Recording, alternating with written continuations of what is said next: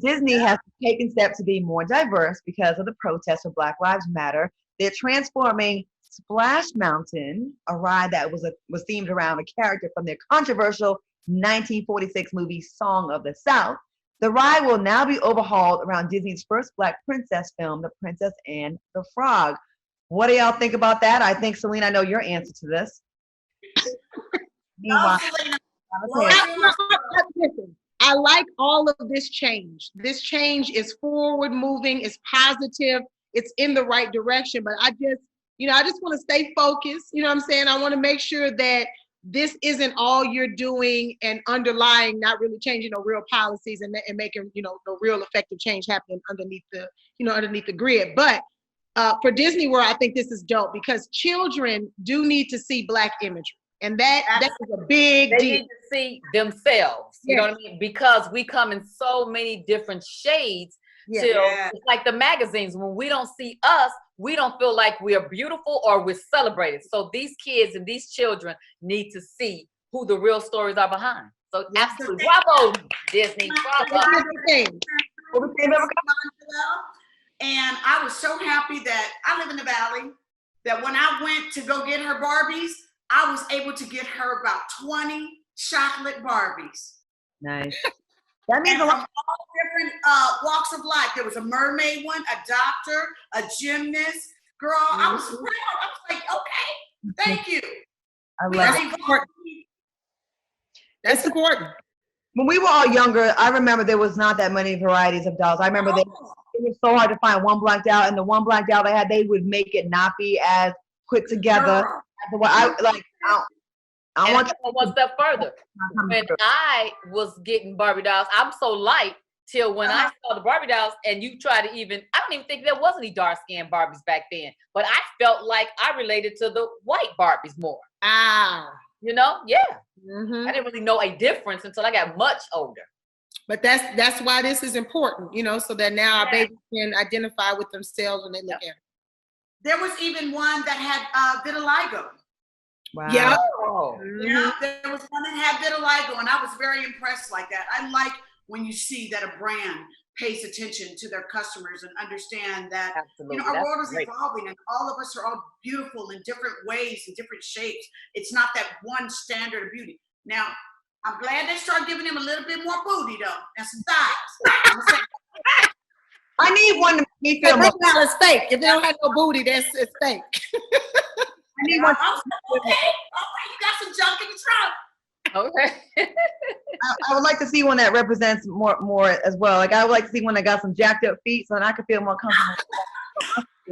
That's not the motto of Barbie. Barbie is supposed to be, I'm a Barbie girl in the Barbie world. Yeah, no, that's not cultural. That ain't made of plastic, No, jacked up feet is not culture. Okay, we shouldn't make the doll have jacked up feet. That's something that can be fixed. Okay, right. We got to keep some fantasy, Claudia. You know what I'm saying? We got to. Barbie got to take care of stuff. You got to go down to the pedicure and the manicure. That has nothing to do with colorism. This is culture. So we have a viewer question. Teresa Marlene says, Queens, do you think it's too soon for Disney to open? They're opening next month. Yes. No, didn't they close back down? They should be closing back down if they haven't. They should. In California, Claudia, they were going to open it up July the 4th, and then they pushed it back after the recent striking. It's all up through the roof now, so it needs to go. They need to cancel all these opening plans because we're going to be back in quarantine again, just like everyone was getting at the same time. Yeah, well, closed. Can you all believe the temper tantrums that you're seeing people in like grocery stores or whatever? Wow. Girl, look, there's a couple. We got us a new. This one, child. Karen, whatever. That's what I'm gonna call her. Temper tantrum 10.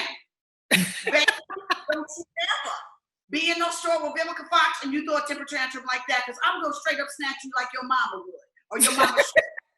You know what's funny about that? It seems like white folks are so used to being able to check us and be policing us. When you tell them, I saw a black woman at a bar, and she told these white folks to get away from her because they didn't have their mask on. They got so irate because they weren't used to being told what to do and to be held accountable. And they also didn't like how it felt to be policed like they do to us. I thought that was quite interesting, and everybody kind of. Absolutely. And then how about the Starbucks cutie pie that came up?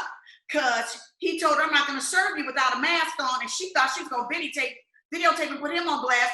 Homeboy ended up collecting about $80,000 in tips. Okay? Oh.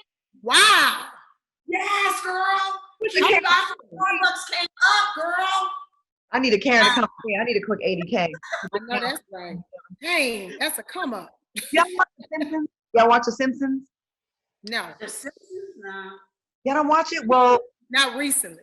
It's a big story. So The Simpsons are no longer allowing non-white characters to voice the black and the Indian characters on the show. They have a character, the black guy Cleveland. He's been voiced by a white man for like 20 some years, and he's down. So they're gonna like change that whole scenario. They have an Indian character, Abu, that runs the 7-Eleven, and it's so stereotypical. But I love anyone. 7-Eleven, low key, and CVS are my two my favorite stores. Like I go to CVS for sure, and 7-Eleven coming a close second, Claudia. CVS, you can go real quick. I'm a Target girl. I'm a Target girl. Target, I'm like Target. Yep, Target. Late night snacks, 7-Eleven. Only thing though, you got to get past all the crackheads. There's always crackheads outside of 7-Eleven. Yeah, don't do them. And I don't want to offend them because you ever be driving off the freeway, off the ramp, and they right there, and then you lock your door and they look at you and you like.